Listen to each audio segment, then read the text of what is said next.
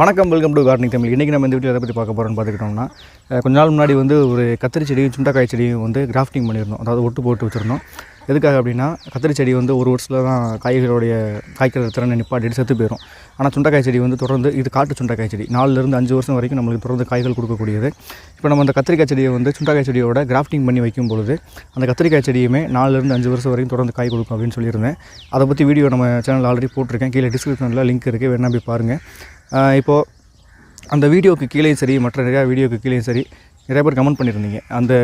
அந்த செடியோடைய அப்டேட் போடுங்க, இப்போ எப்படி இருக்குது அப்படின்றத பற்றி போடுங்க அப்படின்னு கேட்டிருந்தீங்க. இப்போ இந்த வீடியோவில் நம்ம அதை தான் பார்க்க போகிறோம்.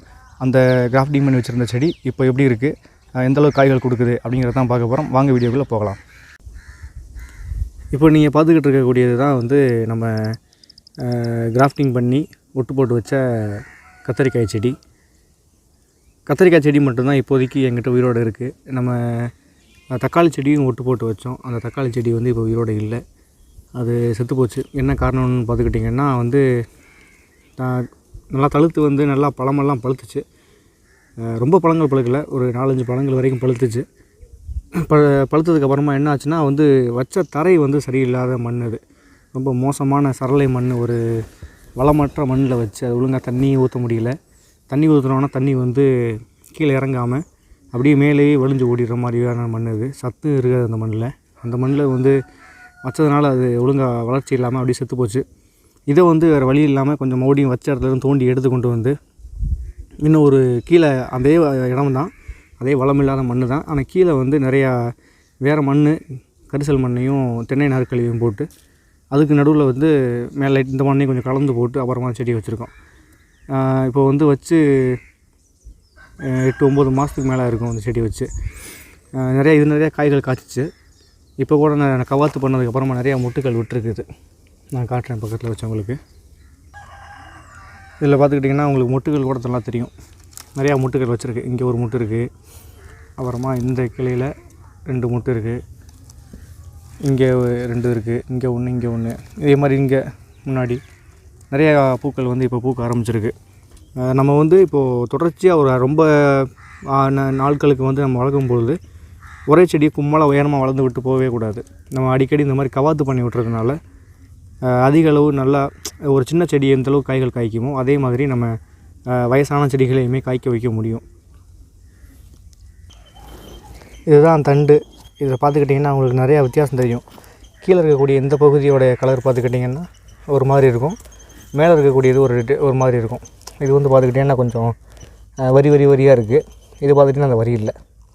இதுக்கு கீழே நான் வச்சதுக்கப்புறமும் நிறைய சுண்டைக்காய் செடிகள் தழுத்து வந்துச்சு. அதை நான் தொடர்ந்து கட் பண்ணி போட தழுத்து வரலை. இப்போ பார்த்திங்கன்னா இங்கே இருக்குது, பார்த்துட்டிங்களா? இது கத்திரிக்காய் செடி தான், சுண்டைக்காய் செடி கிடையாது. தழுத்து வரலாம். ஓகே, இப்போது ஃபுல்லாக காட்டுறேன் பாருங்கள். இதுதான் அந்த செடி. இப்போ பார்த்துக்கிட்டிங்கன்னா ரொம்ப சின்ன செடியாக இருக்குது. எதுக்கு சின்ன செடியாக இருக்குது அப்படின்னா, இப்போ ரீசெண்டாக தான் கவாத்து பண்ணி விட்டுருந்தேன். கவாத்து பண்ண வீடியோ நான் வரக்கூடிய நாட்களில் அந்த வீடியோவை நான் போடுறேன். எதுக்காக கவாத்து பண்ணணும், எப்படி பண்ணணும் அப்படின்றத பற்றி நான் போடுறேன். இப்போ பார்த்துக்கிட்டிங்கன்னா இது இன்னமும் இதை விட நல்ல வீரியமான செடியாக கொண்டு வர முடியும். எதுக்காக செடி கொஞ்சம் ஆக்சுவலாக உண்மையை ஒத்துக்கணும்னா இது கொஞ்சம் குட்டையாக தான் இருக்குது. நார்மலாக இருக்கக்கூடிய கத்திரிக்காய் அளவுக்கு காய்கள் தொடர்ச்சியாக கொடுக்கல. இது அதுக்கு மண் காரணன்றது மெயின் காரணம், அதை நான் தவிர்க்க முடியாதது. இது இல்லாமல் நான் செஞ்ச ஒரு தவறு என்னதுன்னா, அந்த கீழே இருக்கக்கூடிய சுண்டைக்காய் செடியை தேர்வு செஞ்சதில் ஒரு தவறு பண்ணியிருக்கேன். என்ன தவறு பண்ணியிருக்கேன்னா, சுண்டைக்காய் செடி நல்லா முளைச்சி அந்த தண்டெல்லாம் பார்த்துக்கிட்டோம்னா கொஞ்சம் பச்சையாக இருக்கும், பார்த்திங்களா? அந்த ஸ்டேஜ்லேயே நம்ம ஒட்டு போட்டிருக்கணும். கொஞ்சம் நான் அந்த வீடியோவிலே சொல்லியிருப்பேன். கொஞ்சம் முதிர்ச்சியானதுக்கப்புறமா போட்டுறதுனால அதனால தான் பிரச்சனையாக இருக்குமோ நான் நினைக்கிறேன். அந்த பிரச்சனையால தான் ஒழுங்கான ஒரு குவாலிட்டி இல்லாமல் இருக்கிற மாதிரி செடி தெரியுது. இனிமேல் நீங்கள் போடுறீங்கன்னா அந்த மாதிரி கொஞ்சம் இளம் தண்டாக இருக்கும்போது போடுங்க. நானும் அது இதுலேருந்து கொஞ்சம் கற்றுக்கிட்டேன். தக்காளிலையுமே அதே மாதிரி தான் போட்டிருந்தேன். கொஞ்சம் மெச்சூர் ஆனதுக்கப்புறமா தான் போட்டிருந்தேன்.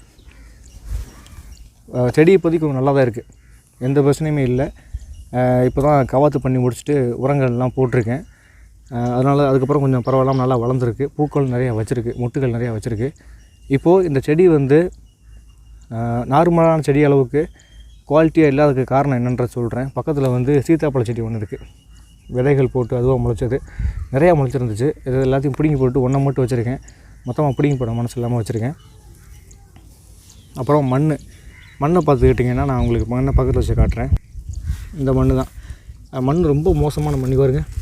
இது மழைக்காலம். இப்போ நான் எடுக்கக்கூடியது மழைக்காலம். 2 நாள் முன்னாடி 3 நாள் முன்னாடி வரைக்கும் மட்டும் மழை பெஞ்சிச்சு. ஆனால் இது பாருங்கள், தோண்டி எடுக்கவே முடியல. தண்ணியை வந்து தக்க வச்சுக்கிடாது. எந்த ஒரு சத்துக்கள் வளமே இல்லாத மண். தண்ணி ஊற்றுனாலும் தண்ணி நிற்காது. இப்போ ஊற்றினோன்னா உள்ளே இறங்காமல் வலிஞ்சு வெளியில் ஓடி வந்துடும்.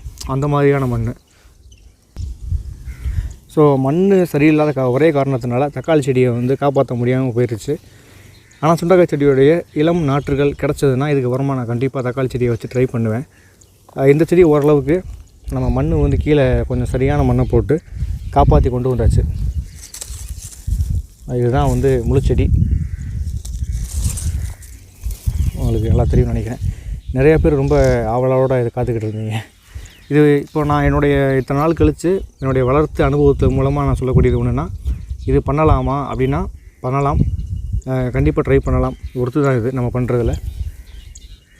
தொடர்ந்து நம்ம காய்கள் எடுக்க முடியும். இப்போ கத்திரிக்காயெல்லாம் பார்த்துக்கிட்டோம்னா எத்தனை நாள் இது எந்தளவுக்கு காய்கள் கொடுக்குமான்றது தெரியல. இது வரைக்குமே நல்லா காய்கள் காய்ச்சிக்கிட்டு தான் இருந்துச்சு. கவாத்து பண்ணியிருக்கேன். இதுக்கப்புறமும் மழையெல்லாம் இப்போ தான் கொஞ்சம் ஓஞ்சு வெயில் கொஞ்சம் கொஞ்சமாக அடிக்க ஆரம்பிக்குது. 2 நாள் முன்னாடி புயல், ஏதோ ஒரு புயல் ஏற்பட்டு ஞாபகம் வரல. மேகமூட்டமாகவே இருந்துச்சு. இப்போ கொஞ்சம் வெயில் வந்ததுக்கப்புறமா நல்லா தவிர்த்து வரும்னு நினைக்கிறேன். பார்ப்போம். நிறையா பேர் கேட்டுக்கிட்டு இருந்த அப்டேட் தான். ஓகே, இது சக்ஸஸ்ஃபுல் தான். நீங்களும் கண்டிப்பாக வீட்டில் ட்ரை பண்ணலாம். இந்த வீடியோ உங்களுக்கு பிடிச்சிருந்ததுன்னா லைக் பண்ணுங்கள். இதில் நான் சந்தேகங்கள் எதுவும் சொல்லணும் அப்படின்னா கமெண்ட் பண்ணுங்கள். மறந்துடாமல் நம்ம கார்டனிங் தமிழ் சேனலுக்கு சப்ஸ்கிரைப் பண்ணிக்கோங்க.